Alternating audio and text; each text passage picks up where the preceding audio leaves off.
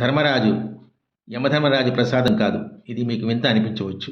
కానీ లక్ష శ్లోకాల మహాభారతం పరిశోధించి పద్మశ్రీ పుల్లెల శ్రీరామచంద్రమూర్తి గారు తమ మహాభారత సర్వ ధర్మంలో ఎన్నో వ్యాస శ్లోకాలు సేకరించి ధర్మజ అని, ధర్మనందన అని వ్యాస భారతంలో ఉన్నది. కానీ ఎక్కడ యమజ అని, యమనందన అని లేదు అని నిరూపించారు.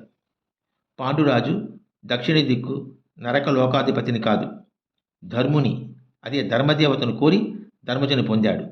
అలాగే వాయుబల భీముణ్ణి, అలాగే తేజోమూర్తి దేవేంద్రుని కోరి అర్జునుని, కుంతీదేవి చేత పుత్రులను పొందాడు. ధర్మబలం, భుజబలం, తేజోబలం కోరాడు.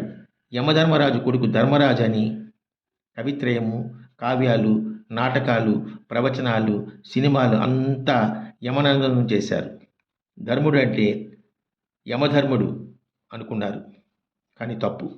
స్వామి అని మన అన్ని దేవతలను పిలిచినా అమరకోశంలో ఉండేది స్వామి అంటే ఒక కుమారస్వామి మాత్రమే. మహా అని అన్ని దేవుళ్ళను మనం స్తుతించిన మహాదేవుడు అంటే శంకరుడు మాత్రమే. మచ్చుకైన వ్యాస భారతంలో యమ శబ్దం ధర్మజునికి ఎక్కడా ఏ శ్లోకంలో లేదు. ఒక ఊహ కవిత్రయము చేసింది. విదురుడు యమ అంశతో మాండవ్యుని శాపంతో శుద్ధశ్రీకి జన్మించాడు.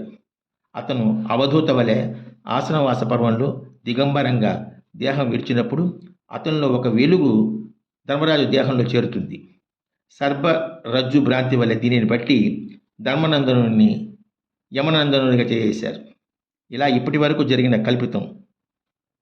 అవధూత విదురునికి పుణ్యము, పాపము, కర్మ సంశయం తొలగి ధర్మ తేజస్సు అని భావించాలి. ధర్మో రక్షిత అని భారతం మొత్తం.